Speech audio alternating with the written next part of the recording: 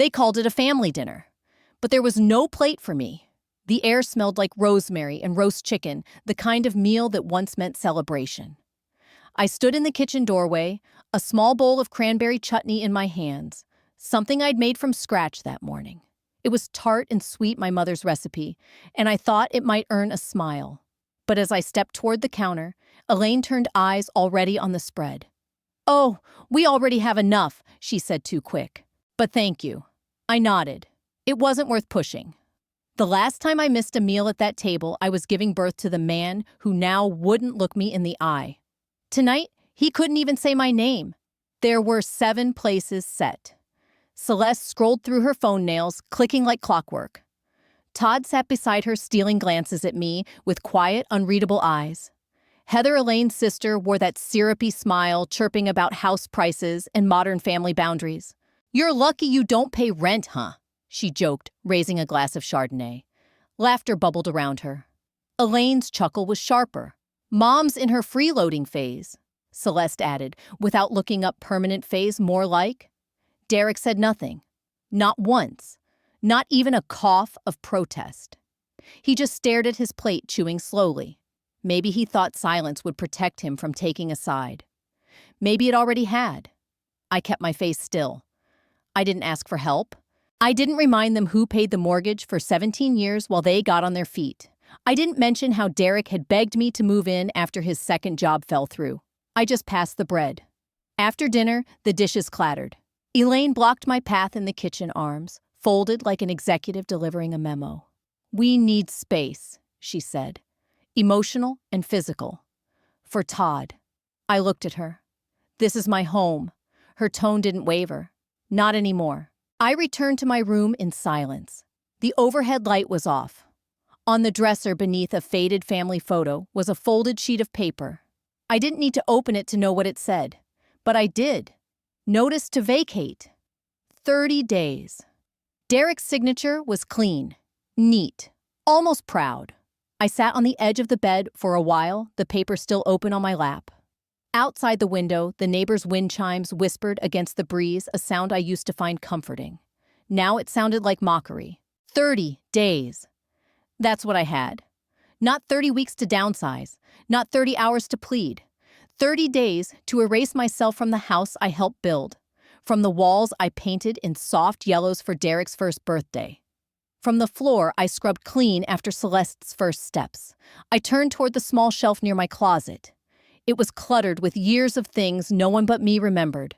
A porcelain cat from my first paycheck. A tin box with Todd's old drawings still folded neatly. My hands hovered over the frame of my late husband. I didn't cry. I just reached for the cupboard and retrieved the old tea-set ivory china with blue trim.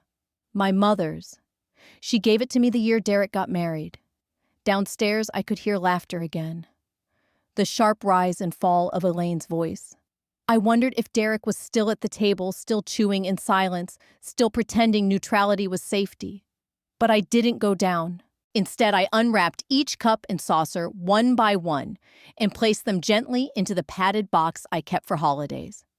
I remembered how Celeste used to ask for grown-up tea, and Todd would giggle into his cocoa. Now she barely looked up unless it was to judge.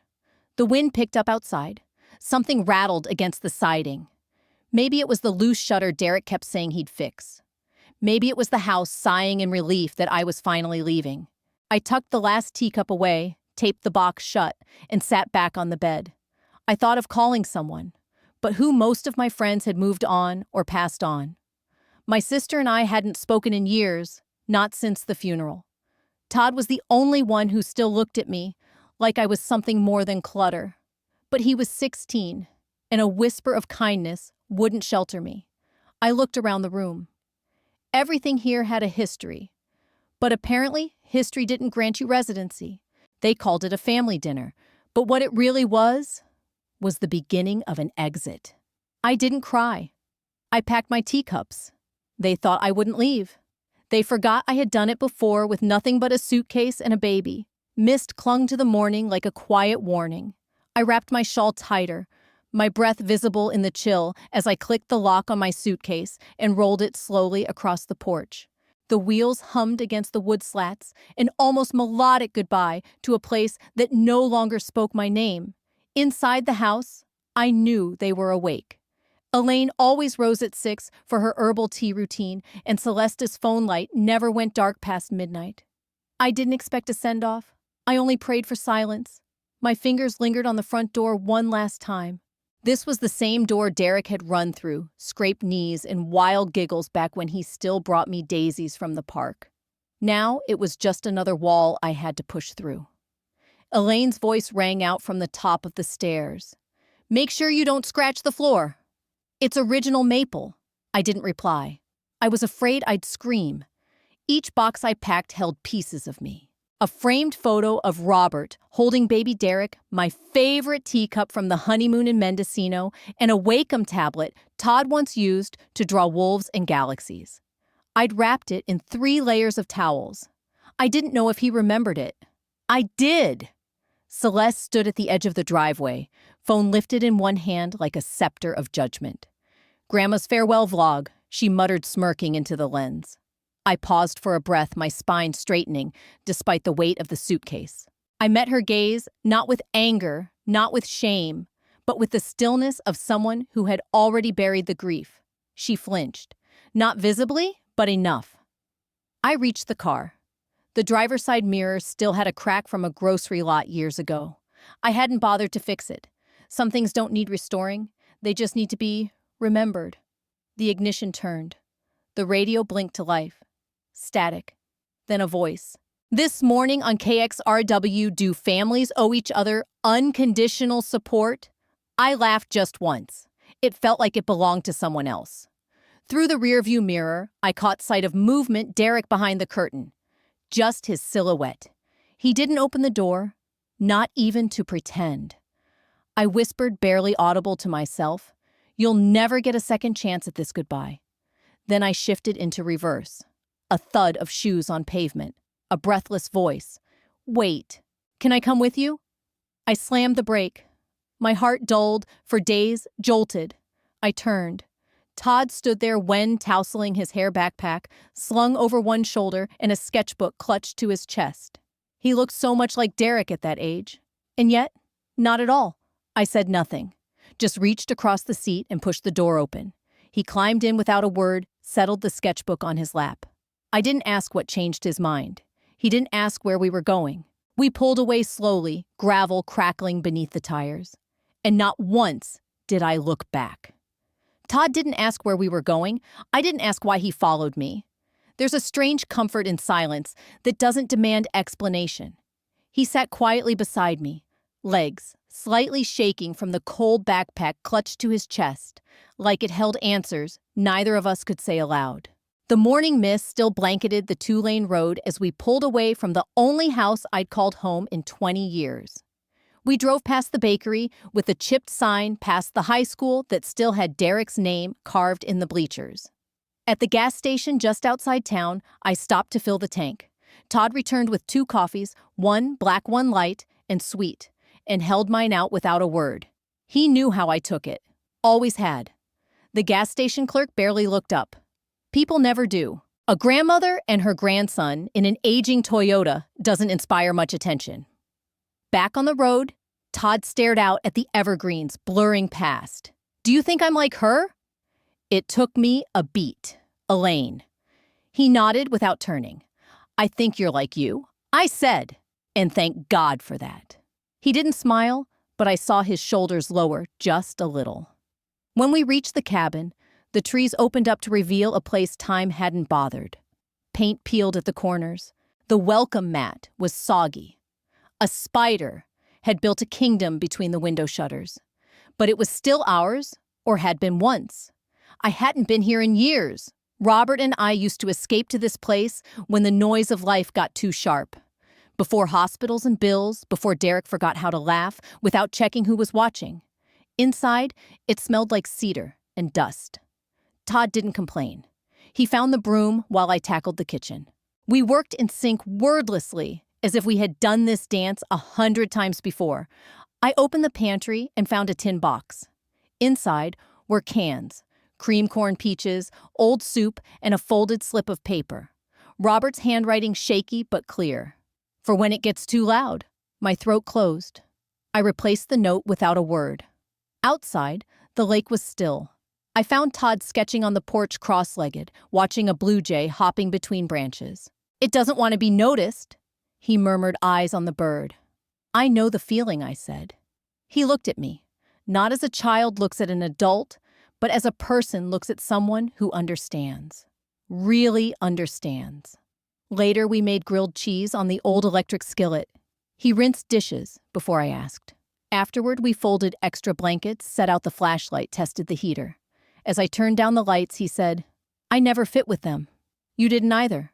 That sentence landed like a stone in a still pond.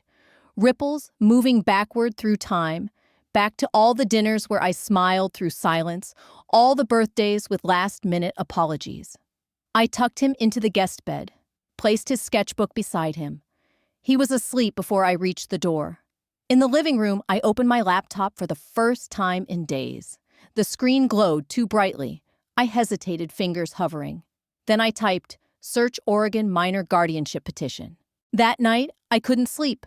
The mattress creaked each time I shifted, and the wind dragged its fingers across the cabin walls like it was trying to speak. I lay staring at the ceiling, counting regrets instead of sheep.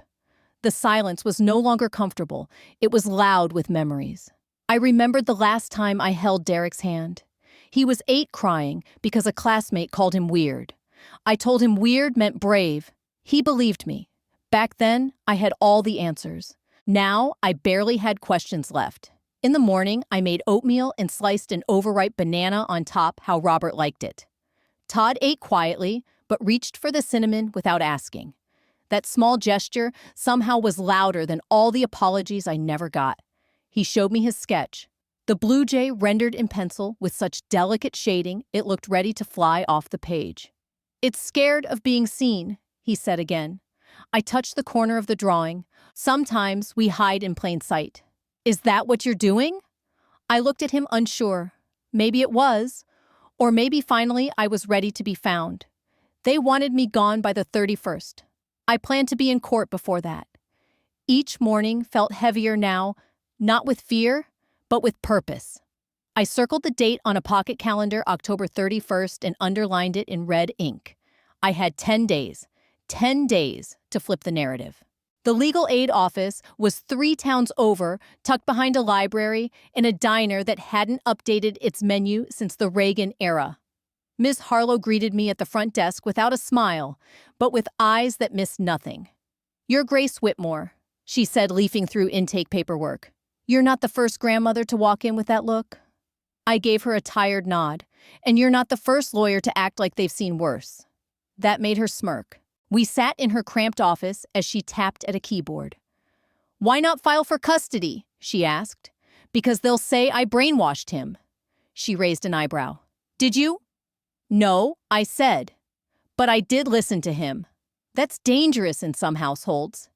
She suggested I start documenting everything, drawings, photos, anything that showed Todd was with me by choice. "You'll need more than good intentions," she said. "You need evidence they can't spin." Back at the cabin, I asked Todd if he'd be okay telling me how he felt just for my records. He didn't hesitate. I recorded him on my phone voice, barely above a whisper. I didn't feel safe there. They never hit me, but they made me feel like I was in the way. That night, Todd had a nightmare. He called out for no one in particular. I sat by his bed, held his hand until the storm inside him passed. By morning, I had emailed a CPS liaison, stating clearly, he came willingly. He's safe. I'll cooperate fully. 2 days later, Ms. Harlow called. "I found something," she said. "Your name's not on the lease, but you paid utilities from your own account for over a year. That's leverage. They can't claim you were just a guest." I felt my chest rise for the first time in weeks. Then Todd's phone buzzed. A text from Celeste. "They're gonna make her look crazy. You know that, right?" I reread the lease clause Harlow sent me twice then, again just to make sure I wasn't dreaming it up. The electric bills were under my name. Water, too. She told me to start printing everything, saving screenshots, downloading statements. "It's not about telling your truth," she said. "It's about proving it. That stuck with me. I started recording voice memos at night. Just reflections, confessions, fragments of thought. They think silence is compliance. I muttered into my phone one evening, staring at the flicker of firewood. But I've survived louder wars. Todd was quieter these days, but not in the way I feared. It wasn't shutdown, it was calculation. Watching him sketch made me wonder if he was rebuilding something I couldn't see. One afternoon, I caught a drawing of me. The shape of my shoulders, the tilt of my jaw, the line of fatigue beneath my eyes. It was rough, but hauntingly honest. He didn't show it to me, he left it on the kitchen table like an offering. I folded it into the back of my planner. When I picked up groceries, the cashier glanced at Todd and asked, "You his grandma?" I nodded. She smiled. He looked safe. I almost wept in that parking lot. The fight hadn't even begun. But for the first time, I wasn't walking into it alone. When a snake knows it's cornered, it doesn't retreat. It strikes. The letter came certified, thick envelope, bold type, signed and stamped. It smelled like ink and aggression. I opened it on the porch, steam from my coffee curling around my face. Legal jargon poured out. Oregon Revised Statute 163.5, Custodial Interference. Elaine was formally accusing me of unlawfully harboring Todd. My name was in bold. Hers was in italics. Todd looked over my shoulder. "She's not worried about me," he said flatly. "She's worried you'll prove you matter." I folded the letter in thirds and slid it back into the envelope. The paper didn't shake, but my fingers did. Inside, I opened my laptop. The family group chat was still active, though I hadn't posted in months. I scrolled back. "Celeste? He's being brainwashed. Grandma's unwell. He needs to come home." Elaine responded with a thumbs-up emoji. Derek hadn't said a word. I closed the screen and went out to the mailbox again, half hoping for a second envelope, maybe something softer. Bills, flyers, and a handwritten postcard from someone I didn't recognize. "You should be ashamed. He's not yours." Later that afternoon, we stopped by the local grocery. The air smelled of apples and bleach. As we passed the dairy aisle, a woman I vaguely knew from the old neighborhood locked eyes with me. "Heard you ran off with the kid," she said, more curious than cruel. "Not cool, Grace." I forced a smile. "Good to see you." When we got back to the cabin, Todd sat at the kitchen table organizing his sketchbook. Before he murmured, tapping the first half. After he added, moving his fingers across the rest. His lines had shifted, less frantic, more deliberate. The after pages held more silence than shape. I didn't ask what the drawings meant. I knew. Malik texted him later that evening. I only saw the preview. "You need backup." Todd tilted the phone toward me. "He's joking," he said. But I saw something flicker in his eyes, relief maybe, proof that someone out there still believed he had a say in his own story. That night, I recorded a new voice memo. "They want war," I whispered into my phone. "I'll give them paperwork." By dawn, I had filled out the guardianship petition, 3 printed copies. I slipped one into a sealed envelope and addressed it to the county court. The second went into a folder. The third I slid into a manila envelope with Derek's name on it. It was petty, strategic, necessary. I walked to the mailbox, Todd pacing in the background. The cold bit through my sleeves. I hesitated only once before lifting the red flag. Todd stood by the front door, his sketchbook pressed to his chest. He didn't say anything. He didn't need to. Inside, I reheated coffee and waited. Not for them to reply, but for myself to stop trembling. I had declared war, and my opening salvo was bureaucracy. That afternoon, I opened a new document on my laptop. Title: Timeline of Neglect. Elaine and Derek Whitmore. I started at 2009. Todd's birth, and began to stitch together dates, details, memories. Not all of them ugly, but all of them true. Birthday parties canceled last minute. Parent-teacher conferences skipped. Medication refills missed. His silence over the years wasn't just introversion, it was adaptation. I added screenshots, text logs, even a photo of Todd's wrist, once badly bruised from a fall Celeste claimed happened at school. Todd hadn't mentioned it before, but that image had never left my camera roll. Every click felt like a hammer striking glass. By nightfall, the wind picked up outside. I locked all the windows, pulled curtains tight. The cabin had become more than a refuge, it was a bunker. I checked the tracking number on the court submission. In transit, Derek's copy would arrive by morning. Truth doesn't scream. It stacks one receipt, one timestamp, one lie at a time. Ms. Harlow told me to treat this like building a house. You don't shout someone into court, she said. You show up with blueprints. That morning, I brought coffee in a thermos, slipped on gloves, and opened the manila envelope she'd given me. Discovery notes. Build here. Todd sat at the kitchen table sorting through crumpled drawings he'd kept in a shoebox, labeled MISC. I was halfway through scanning old receipts when he asked, "Do you want the ones with her handwriting too?" He meant Elaine. Especially those, I said. At the local library, I reserved a microfilm reader, pretending I was researching family genealogy. What I really wanted was a paper trail proof that Elaine had been signing documents on Todd's behalf. I found a PDF in one of Derek's backup folders, dated June 4th. Parent authorization for flu vaccine. Todd never got it. And his signature, written in a hand too stiff, too adult. When I showed it to Harlow, she smirked. You just handed me probable cause for fraud. Todd remembered another incident. She once deleted all my bird drawings, said they were clutter. His voice was flat.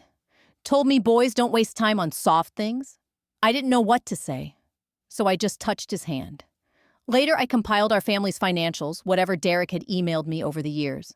Buried inside a bank statement from last November, I found it a $4,000 withdrawal labeled tuition, fall 2022. It stood out because Todd had never taken a single class outside the house. He stared at the page. That was for Celeste, some graphic design camp in San Diego. I added it to the folder labeled misuse of funds. Every label was a wound, a reminder, and a beginning. At night, the cabin turned quiet again. The hum of my scanner filled the space while Todd sketched. His drawings had changed. Now sharp angles, birds in flight, some caged, some tearing through bars. I printed my affidavit, 7 pages. Financial support, medical history, emotional statements. Every sentence backed by a document. Every paragraph checked by Harlow. She said judges don't want drama. They want data. Still, I couldn't sleep. My mind replayed Derek's voicemail from 6 months ago. We're trying, Mom. You just make everything harder. That night, I wrote on the back of the guardianship cover sheet, being inconvenient isn't the same as being unstable. In the morning, Todd brought over a folder of his own. Sketches, voice notes, journal entries. If I tell the truth too, will it matter? I looked at the pile between us. It already does. We didn't speak much that day. Just worked. The floor filled with labeled manila folders. Forged consent, emotional neglect, financial abuse pattern of isolation. By evening, I closed the last binder and ran my hand over it slowly. Paper doesn't bleed, but it does carry weight. Mine felt like enough to tilt the floor. Todd asked, "What if we lose?" I answered without hesitation. Then I'll lose loud enough they can't pretend it didn't happen. It started with a knock. Not on the door, on the window behind the curtains after midnight. The sound was too sharp to be the wind. I froze my fingers, tightening around the edge of the blanket. Todd, asleep on the pull-out, stirred, but didn't wake. Another tap, more deliberate. I slid out of bed and crossed the cabin floor barefoot, every board creaking underfoot. When I pulled the curtain aside, there was nothing. Just fog and pine shadows. But in the dirt below, the window, boot prints. Still wet. Todd woke to find me, kneeling with a flashlight phone in hand, taking photos of the marks in the mud. He didn't ask what I was doing. He just reached for his sketchbook and pressed it to his chest. She said she'd always know, he murmured. I didn't have to ask who she was. The next morning, I brought the photos to Ms. Harlow. She looked at them, then at me. If there's stalking, document, but don't bluff, Grace. File only if you're ready to escalate. I'm not bluffing, I said, but part of me knew this wasn't about filing a report. It was about proving I wouldn't fold. I began a log entry, October 16th. 1:12 a.m. Knock. No forced entry. Boot prints visible. Intimidation tactic. Todd was quieter than usual. At breakfast, he stirred his cereal until it turned to mush. I said nothing. Sometimes silence is safer. Later that afternoon, I scrolled through Celeste's public profile, her photos, her beach selfies, the pumpkin spice latte cups tagged with blurry faces. One image stopped me, cold a shot of her dog on Elaine's porch. Beside the welcome mat, a pair of boots, mud-streaked, thick-soled. The tread matched the photo on my phone. I printed it, tucked it into the threats folder. There was a time I would have told myself I was imagining things. Gaslighting comes in layers like paint you forget was ever there. But not now. I remembered something from years ago. Todd in 3rd grade called into the principal's office because he refused to recite the pledge. Elaine's voice echoing in the hall. He's just like his grandmother. Defiant, as if defiance were a disease. Back in the cabin, I took Todd's hand and pressed it gently. You're not wrong for choosing peace. He didn't reply, but he didn't let go. Before nightfall, I drove into town and walked into the local precinct. I'd like to file a trespassing report, I said.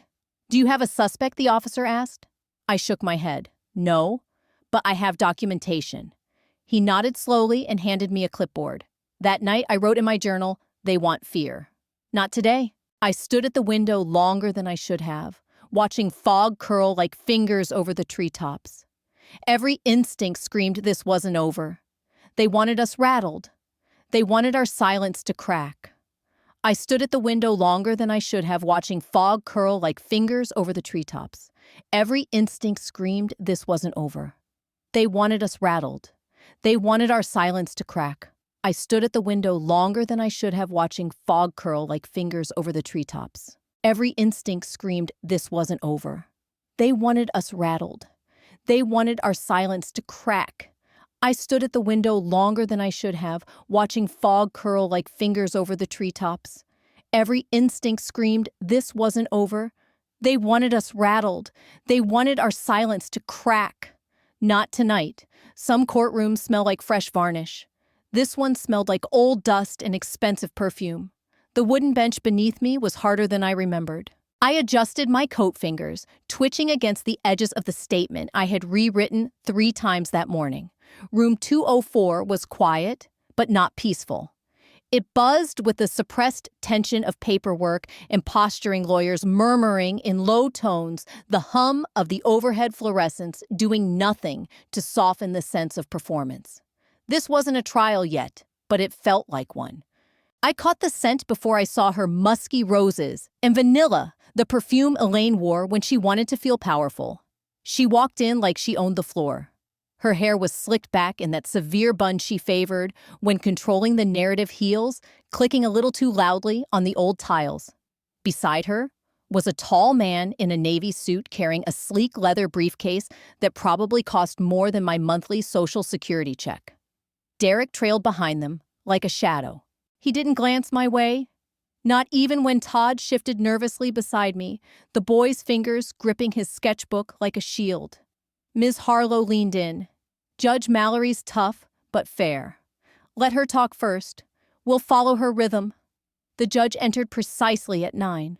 Small-framed but steel-spined Judge Mallory adjusted her glasses and surveyed the room with a gaze that could freeze boiling water. This is not a custody trial. This is a hearing for a temporary protective stay. Let's keep it narrow. Elaine's attorney was up in seconds. Your Honor, my client has grave concerns. The minor in question was removed from a stable home by an estranged relative with no legal guardianship history of familial discord and no standing as a caregiver. He let the silence hang. I stood. Your Honor, I did not remove Todd. He asked to come with me. I gave him quiet. That's all. Quiet and safety. Todd rose before the judge prompted him. I couldn't breathe at home, he said. Everything was about rules, silence, control. Grandma doesn't yell.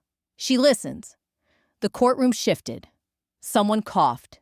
Elaine's jaw tightened, but she said nothing. Derek still hadn't looked up. Ms. Harlow submitted a packet of materials.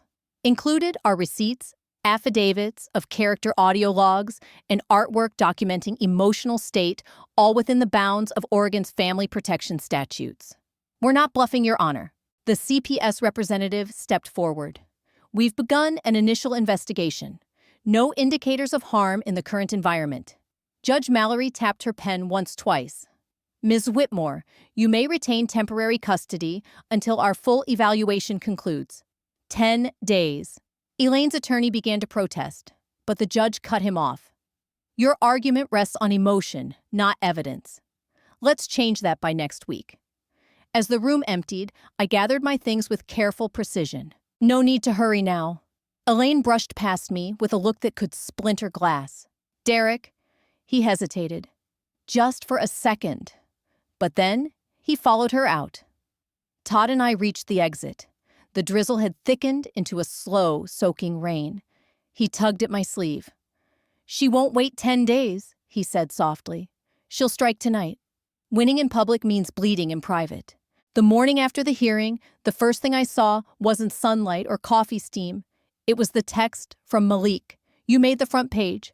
I clicked the link with a sense of dread I hadn't felt since the day I left my first home, carrying only a newborn, in silence. Grandmother accused of manipulating minor, the headline screamed in bold caps, stacked above a photo of the courthouse from the day before. Underneath, a smug quote from an anonymous source. Grace Whitmore isolated her grandson, emotionally encouraging him to turn against his parents. This isn't about care, it's about control. Anonymous? I murmured aloud, but I knew that voice. Elaine had finally moved to phase 2, destroy the image before they could hear the truth. Todd shuffled into the room, phone in hand. People are messaging me. Old classmates. One said, "Why'd your grandma take you? Are you okay?" He didn't sound angry. He sounded hollow. I reached for his shoulder, but he stepped back, eyes still on the screen. You said we were safe, he added quietly. I didn't think they'd move this fast, I replied. He looked up. She always moves fast. Later that afternoon, I made the mistake of going into town. I needed milk and a break. The barista at River Roost smiled politely, but the woman behind me didn't. She wore a faux fur coat, heavy makeup, and judgment like perfume. You're her, aren't you? She asked, voice syrupy and cold. The one who ran off with her grandkid? I turned slowly. Excuse me. She didn't blink. Kidnapper hiding behind paper smiles. That poor boy's mother must be heartbroken. I paid and left without a word. Outside, the rain had just started thin, cruel drops that felt like being spat on. Back at the cabin, Todd sat cross-legged by the fireplace, sketching without focus. His lines were jagged, his pages curled slightly at the edges from damp fingers. He didn't look up when I entered. I sat at the kitchen table and dialed Harlow. They're burning me before the trial even starts, I said. Newspapers, gossip, online mobs, strangers are quoting from a past they know nothing about. Then you stop watching and start documenting, she said. Print everything. Save screenshots. Archive timestamps. You don't fight a smear campaign with volume, you fight it with a timeline. I opened my laptop. On the desktop, I created a folder and titled it, Day I Tell the Whole Truth. Inside, I began my rebuttal. Not for them, but for us. For Todd. For the moment when silence was no longer protection. The cursor blinked. I began typing. My name is Grace Whitmore. I raised a boy who became a stranger, and I sheltered one who never stopped being kind. This is what happened. All of it. I didn't publish it. Not yet. I saved it and closed the lid. That evening, Todd went out to retrieve firewood.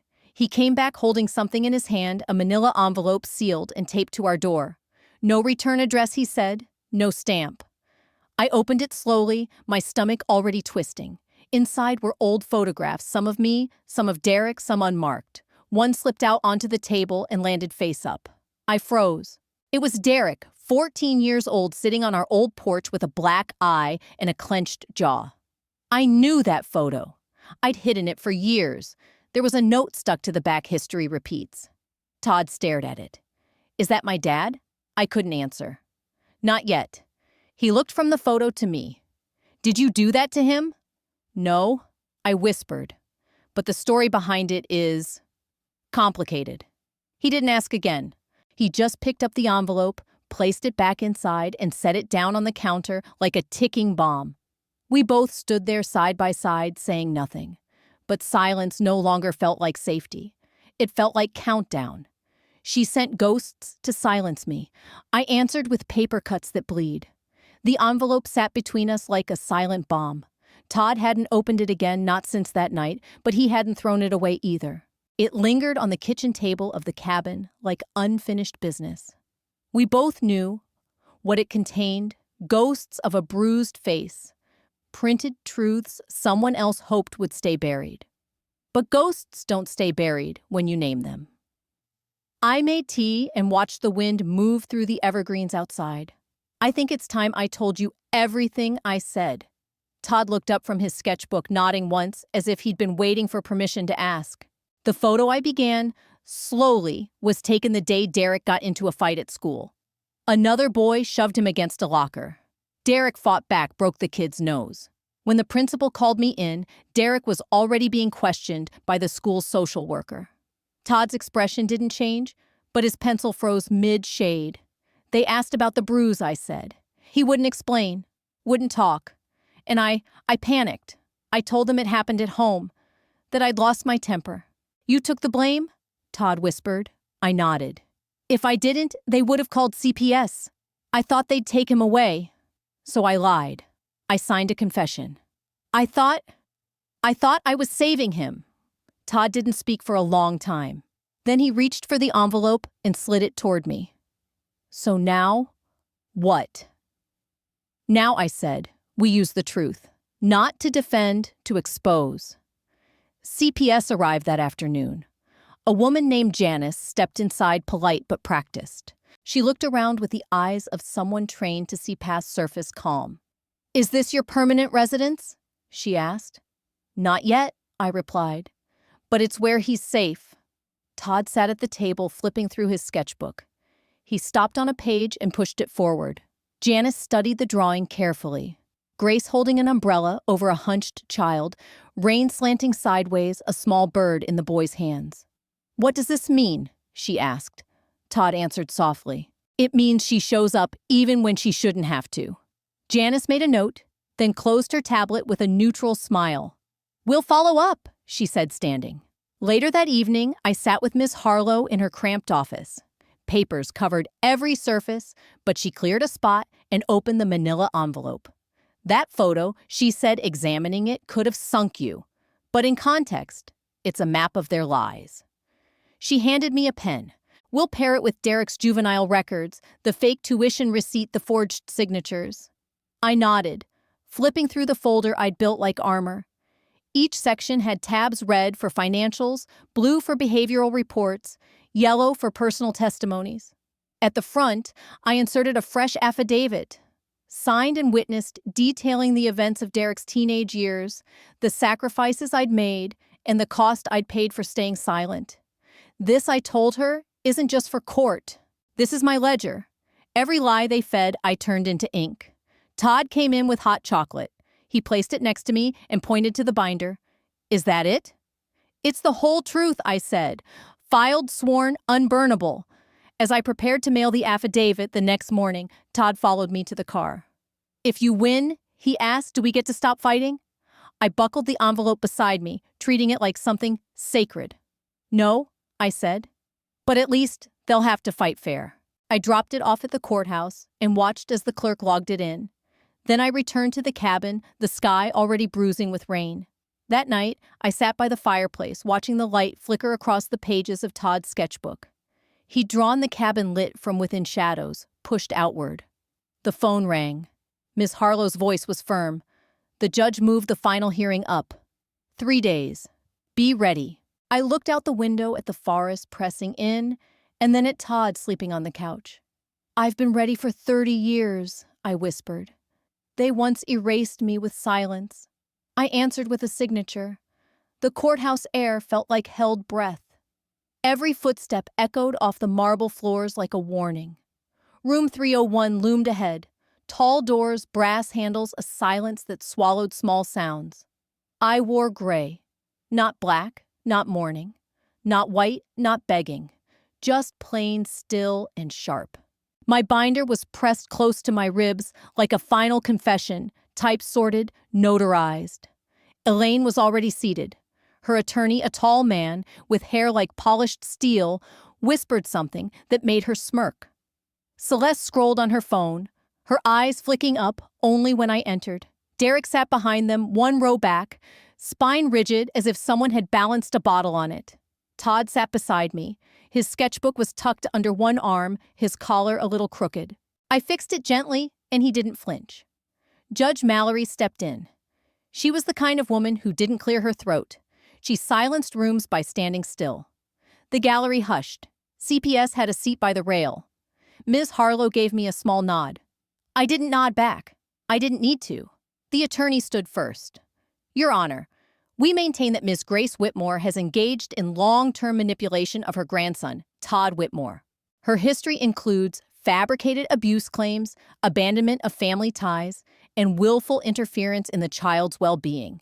He gestured toward me with a pamphlet of pages. Clippings quotes a screen capture or two. We believe this paints a clear picture of instability. The judge tilted her head. Did CPS find evidence of current neglect or harm?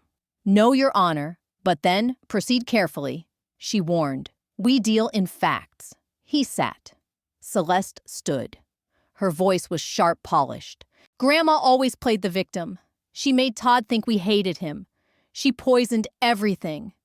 Our group chat wasn't abuse. It was boundaries. She glanced toward me. She couldn't stand not being the center. I said nothing. Ms. Harlow rose. Your Honor, if I may? Judge Mallory nodded. Harlow walked to the front, dropped a sealed envelope on the table, and turned. This affidavit, dated and signed, contains financial records, verified personal testimony, and full disclosure of past incidents, some painful, none fabricated. The judge picked up the envelope. And what's your client's statement? I stood. I didn't take Todd, I said. He left. He asked for silence. I gave him refuge. I sat down. Silence. Then the judge leaned forward. Mr. Whitmore. She addressed Derek. Did you ever report your mother for neglect, abuse? Any incident requiring intervention? Derek blinked. No, ma'am. Yet you signed a notice to vacate, evicting her. He stammered. It was my wife's idea. We thought it was best. Best for whom he didn't answer. The judge turned to Todd. You're not obligated to speak unless you wish to. Todd stood anyway. No one listened to me until she did. He said steady. At home, I was quiet because they told me I was too much. Here I draw. I sleep. I breathe. I'm safer with her than I ever was at home. The words hit like slow thunder. Quiet but unrelenting. Elaine shifted. Her jaw clenched. The judge leaned back in her chair, fingers steepled. This court will take the presented affidavit under review. A full CPS report is still pending, but sufficient testimony has been heard to issue a preliminary ruling. She paused. I will issue my ruling within 48 hours. She stood, and the room exhaled. Outside, the drizzle had returned, gentle, persistent. I held the binder tighter as we descended the courthouse steps. They looked scared, Todd murmured beside me. Good, I said. That means they know they lost something they didn't think I'd fight for. Behind us, the courthouse bell rang once. There's a sound that comes before justice. Not thunder, not applause, just a pause, and then the verdict. Judge Mallory's chambers were quiet.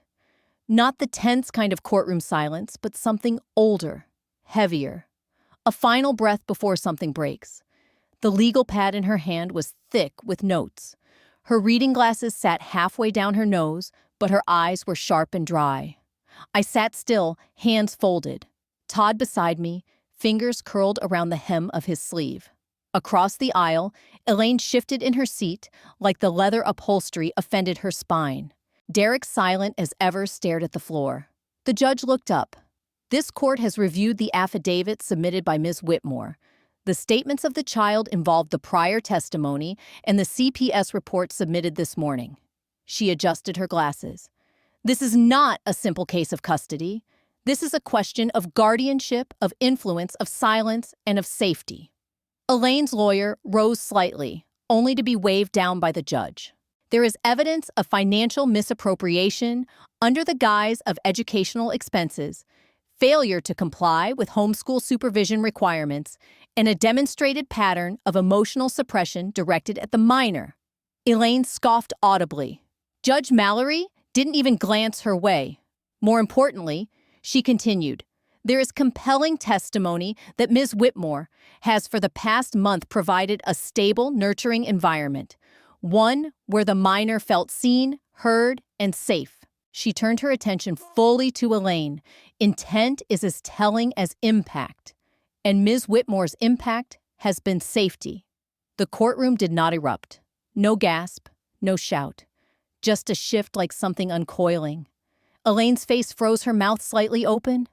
Derek blinked slowly, as if his body hadn't caught up to what he just heard. Legal custody of Todd Whitmore is hereby awarded to Grace Whitmore, effective immediately. Visitation rights for Elaine Whitmore shall be supervised and re-evaluated pending a future hearing. Mr. Derek Whitmore. She looked at him directly. You have remained uninvolved to a degree the court finds negligent. Silence is complicity. You stayed silent too long. Derek's mouth opened. No words came. Todd leaned into me just slightly. I didn't move. Miss Harlow placed a hand on my shoulder. You did it. I exhaled, not in relief, but in release. Like a cord had been cut that I didn't know was strangling me. Court adjourned. Chairs scraped. People stood. Elaine rose, her heels clicking across the floor like accusations. As she passed me, she leaned in her voice like cold ash. You're still nothing. I turned to her, eyes steady. Then, why do you look so small? Her lips curled, but no words came. She stormed past the gallery doors, pushing them open with unnecessary force. Celeste trailed after her, whispering heatedly into her phone. A moment later, I heard the echo of a slammed car door. Derek didn't move. He sat like a man whose script had been yanked mid-scene. He looked up at me briefly, then down at his hands. Todd was the one who broke the silence. We get to go home, right? I looked at him, really looked at the softness returning to his face, the quiet hope starting to rebuild behind his eyes. I reached out, cupped his chin gently. Yes, I said. We do. Outside, the Oregon drizzle had lightened into mist. We stepped out beneath the courthouse arches. No fanfare, no crowd. Just a boy, a binder, and a woman who'd finally learned how to speak without shouting. Some collapses are loud. Others happen quietly in reputations, inboxes, and dinner tables gone cold. Elaine always walked like her heels owned the room. That swagger thinned the moment she stepped into her office on November 1st and saw her door already ajar. Inside her desk was stripped bare. No framed awards, no family photo of Derek and the kids, just a yellow envelope marked "Administrative Leave Pending Review." She stood frozen as her assistant avoided her eyes. They said HR will call, the woman muttered, before disappearing down the hallway. The next day, news traveled faster than the district fax machines.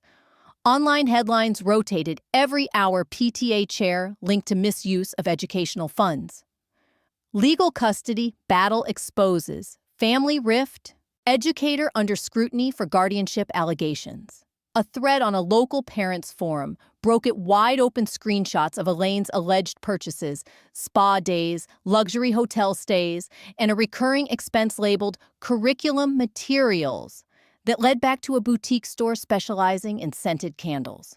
Meanwhile, Derek's silence hardened. His law firm received an anonymous tip linking his name to questionable tuition deductions, particularly one marked for Celeste's STEM summer program, which didn't appear in any verified school directory. An internal audit followed. When the firm requested documentation, Derek claimed his records had been misplaced. The response: paid leave and a not-so-subtle suggestion to retain legal counsel. Celeste's version of defense came in the form of sarcasm. She posted an Instagram story with the caption, "Grandma hacked the system." Cool. Now, what the photo attached showed her lounging by a pool with dark sunglasses and a book she clearly wasn't reading. Her comment section split like a fault line. Some called her brave, Others accused her of being complicit. She turned off replies by sundown. Grace sat in silence for most of it. She didn't need front row seats to the unraveling. Her justice didn't come with fireworks, it came in breath, in stillness. Each morning, she brewed coffee, added 1 spoon of sugar, and sat by the window while Todd sketched. It was Todd's drawing that made her exhale sharply one afternoon. A matchstick woman standing before a crumbling paper house, its windows hollowed flames curling up through the eaves. The woman didn't flee. She stood tall, her face blank, but unafraid. Above the sketch he'd written, "Some things must burn before you rebuild." On November 4th, Grace opened her inbox to 3 emails from names she didn't recognize. No subject lines, no salutations, just raw words. The first, I believed her. I was wrong. The second, we should have spoken up when you were erased. The third simply said, I'm sorry. She didn't reply. She didn't delete them either. She moved them into a folder titled Aftermath and closed the screen. At dinner that night, Todd talked more than usual. He asked about recipes, about how old the cabin was, if they could paint the living room wall teal. Grace laughed genuinely. They made lasagna together, layered too much cheese, and used the wrong pan. Neither of them cared. Later that evening, Grace sat at her laptop, hovered over the folder labeled Trial. It contained affidavits, spreadsheets, digital evidence, printed emails, timelines, months of sleepless nights converted into clean PDFs. She selected everything. Her finger paused over the delete button. Then, with a calm breath, she pressed it. The prompt blinked. Are you sure you want to delete 47 items? She clicked yes. Only one file remained, a photograph of her and Todd taken by a neighbor during a quiet Sunday on the porch. Todd mid-laughed Grace, holding a cup of tea, the cabin's old oak tree rustling in the background. She set it as her desktop wallpaper. The following morning, she found an envelope pinned beneath the screen door's latch. No return address, just a crisp logo at the top. Eden Ridge Real Estate Solutions?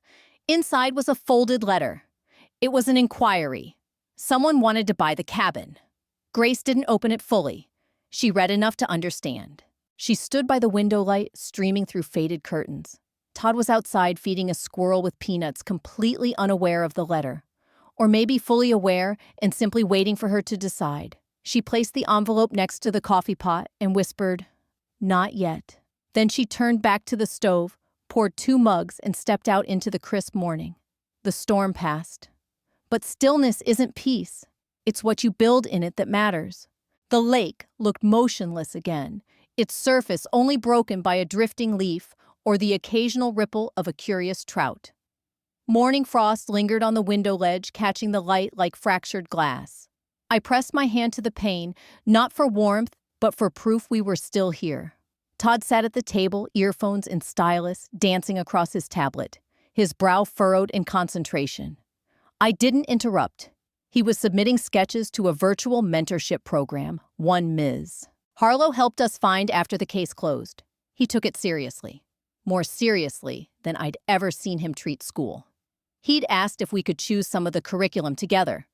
That word together meant more to me than he'd know.